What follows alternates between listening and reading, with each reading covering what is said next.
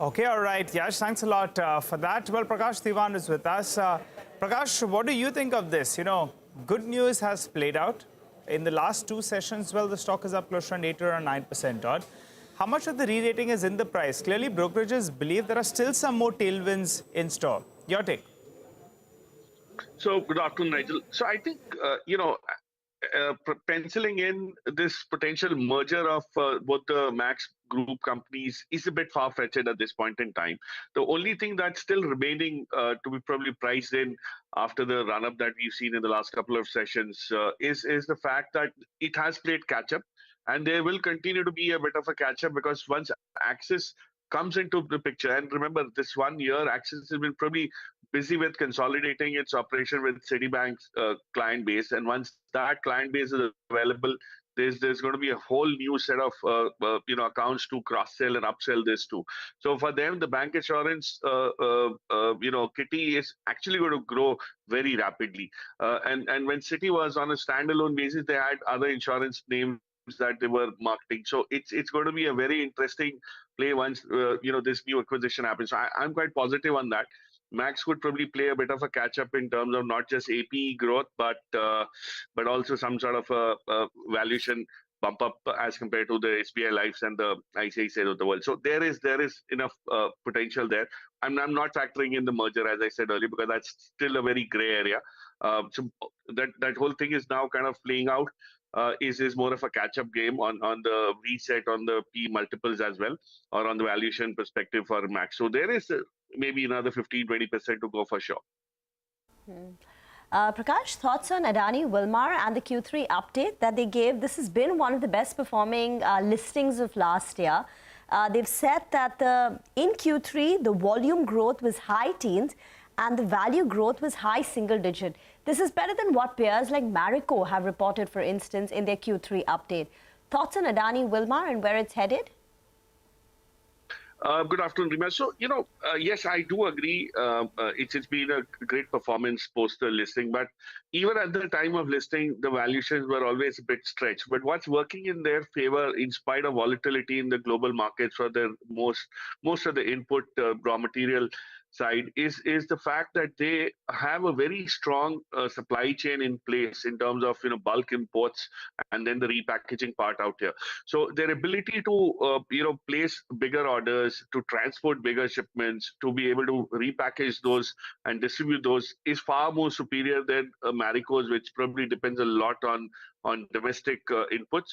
So that's been in its favor. So that's exactly why you have volume increase now coming in, where the price impact or the value increase is not as significant because they've actually not had any price hikes as well. So that's one of the reasons why you see that little bit of a mismatch. But going forward, whether the good news is priced in, my sense is still they diversify into newer product lines, some sort of newer SKUs which are value accretive.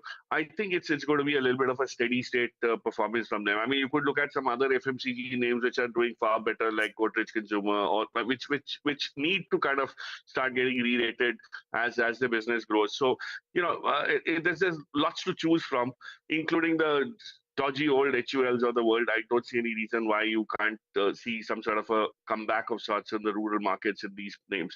But Adani Wilmar, I think it's probably done with the penciling in of all the good news. Probably see a little bit of a sideways consolidation move in this. Okay, Prakash, hi, afternoon. Any thoughts on Bharti? It's seeing a 3.5% move lower today. Oh yes, Prashant. Yes, it's far better than what it was when I saw it a few hours back, and I think it's certainly nothing's changed, but a lot has changed, right? I mean, just one report which highlights the fact that the competitive intensity is going to hurt them. There's been no price hikes as anticipated, but remember, you are in the throes of rolling out 5G. I mean, this is no time to it's like you want to start a new together new product line or service line, and you get people to start with a price hike. That never works. So it's going to be a rollout, and then it's going to be adaptation, then it's going to be engagement, and then the price hike. So there is still time, and Rima sitting right next to you, can check with her. Telecom is a long haul. It's nothing which there is a quick fix here. But the same thing applies to Jio as well. It's just that the Jio rollout has been far more efficient merchant. And the ability to leverage the balance sheet is assumed to be probably superior in the case of Jio as compared to Bharti. But don't take Bharti for granted or for them to be kind of playing this sitting down. I'm sure they have enough things on the cards to make sure that the rollout is profitable and this doesn't kind of make them bleed as much. So I think it's a good entry point. If it goes down further to 740, 750 zones from where it is, it just becomes much more value intensive in terms of buying. So, you have to look at it from a longer term perspective. And given so much is riding on 5G, where, it's just a duopoly virtually now, I don't see any reason why Bharti will not be able to get a decent market share, even if it's not 50%, equally weighted between the two names. It will be significantly promising for them to grow. It's Bharti for you. But from telecom to pharma, and there are a bunch of brokerage notes and calls which the sell side is making, and this is all with regards to some pharmaceutical stocks. Ekta is here with details on that list. Ekta, over to you. Thanks for that. Well, I'll start with Jefferies, which has said that a structural or tactical play in the pharmaceutical space is a key debate in the mind of investors when evaluating stocks. They believe domestic formulations and CRO, CDMO have structural growth drivers in them. They believe that generics is basically a tactical play at this point in time. And within generics, a few companies have created structural revenue streams by investing in high entry barrier products. Top picks for Jefferies is Sun Pharma, target price 1,200 rupees, Syngene, target price 750 rupees. They've lowered the ratings on a couple of stocks. For example, Cipla has been reduced to a hold from a buy along with Biocon as well as Laurus Labs. For Laurus Labs in particular, they've cut the EPS by 14% and 22% respectively for FY24 and 25. IIFL has written on Sun. They've upgraded the Sun stock to buy, and they believe that it's one of IIFL's top large cap picks for 2023. They see traction in the specialty business, which is expected to continue over the medium term, and sustained outperformance in India as well as the rest of the world markets. Okay, thank you very much for that. Prakash, thoughts on any pharma names?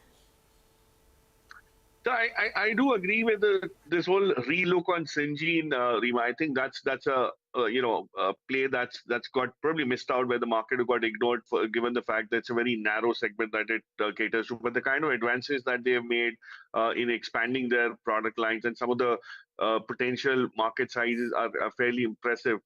It's quietly moved from that 470, 480 zones to 600 plus without making a big, noise in the market. And my sense is this will continue. It could probably exceed the 1,000 mark in the next couple of years, which is almost like about a 50% upside plus from here. But that's going to be on the back of a lot of rollouts, strong rollouts that they have. So the parent company, of course, doesn't benefit as much, but Syngene particularly has a very, very impressive slew of molecules that's coming its way in terms of commercialization. And the timelines, if you see, are all within the next 18 to 24 months. So that's for a pharma company, for a pharma business, that's really not too long. So I would believe this is definitely a little bit of a positive move. Sun Pharma, of course, there's too much consensus. If you like consensus, you could go for it. But I would believe that it's all well discovered. There are no pleasant surprises that could be very potentially strong triggers. But Syngene, for sure, is something that you could look at. Okay, all right. Prakash, thanks a lot for joining in today and discussing all those